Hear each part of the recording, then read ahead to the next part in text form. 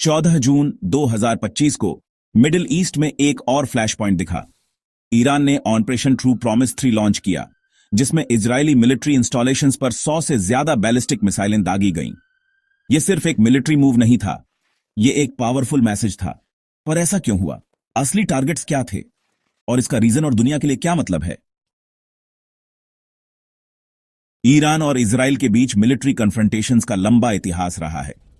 13 जून को missile attack से ठीक एक दिन पहले इजरायली एयर स्ट्राइक्स ने ईरानी न्यूक्लियर और मिलिट्री फैसिलिटीज को टारगेट किया, जिसमें रिपोर्ट के मुताबिक 78 से ज्यादा लोग मारे गए, जिनमें से ज्यादातर सिविलियन थे। यह कोई अकेली घटना नहीं थी। ईरान ने कई बार एक्स, जो पहले ट्विटर था, जैसे पब्लिक प्लेटफॉर्म्स पर वार्न किया था कि जवाबी कार्रवाई होगी। ईरान स्पेक और करंट रिपोर्ट 1 के मुताबिक ईरानी ऑफिशियल्स ने पहले ही लगभग 80 स्ट्रैटेजिक इजरायली टारगेट्स को जवाबी कार्रवाई के लिए मार्क कर लिया था।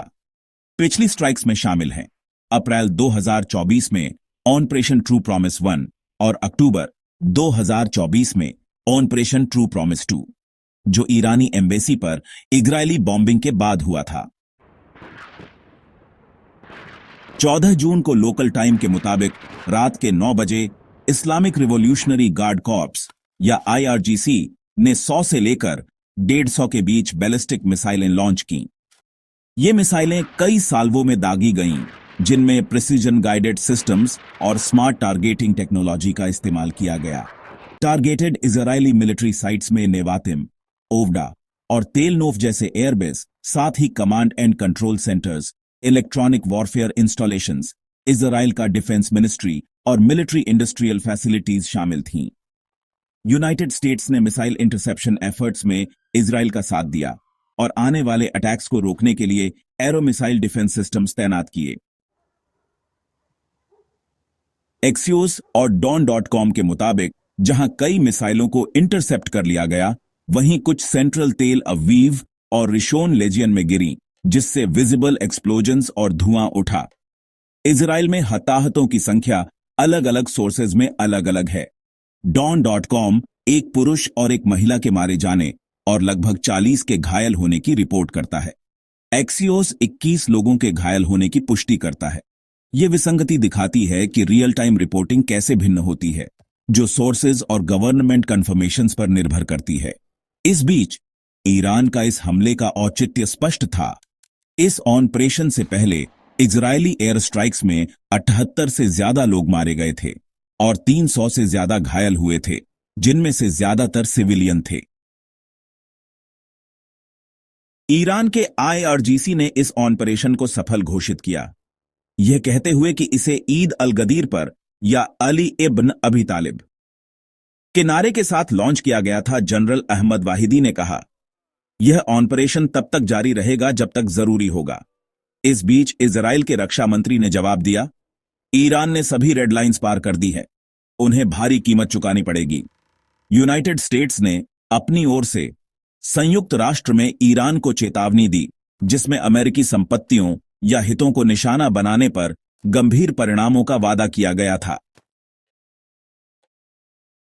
तो यह ऑपरेशन ईमानदारी से मिडिल ईस्ट में एक खतरनाक एस्केलेशन को मार्क करता है। यह सच में हाईलाइट करता है कि आजकल एयर सुपीरियरिटी, मिसाइल प्रिसिजन और आप जानते हैं प्रॉक्सी वॉरफेयर ने ट्रेडिशनल बैटलफील्ड कॉन्फ्लिक्ट को काफी हद तक रिप्लेस कर दिया है। दोनों नेशंस इस पॉइंट पर अब प्रतिशोध के एक चक्र में लगे हुए हैं और यह बहुत पहले से चला आ रहा है। Embassy bombing, nuclear facility strikes और एयर रेड्स तक। स्टूडेंट्स, सिटीजन्स और ऑब्जर्वर्स के तौर पर हमें यह समझना होगा कि हर लॉन्च की गई मिसाइल का एक हिस्टोरिकल कारण होता है और हर प्रतिशोध ईमानदारी से बस एक और रिस्क पैदा करता है। ऑपरेशन ट्रू प्रॉमिस 3 असल में सिर्फ मिसाइलों के बारे में नहीं है। यह शक्ति, संदेश, स्मृति और जाहिर है परिणामों के बारे में है। दोनों तरफ जान का नुकसान दुखद है और ईमानदारी से शांति अभी काफी दूर लग रही है। लेकिन क्रिटिकल एनालिसिस और आप जानते हैं फैक्ट बेस्ड अंडरस्टैंडिंग के जरिए हम कम से कम हेडलाइंस के पीछे की जटिलता को समझने की कोशिश कर सकते हैं।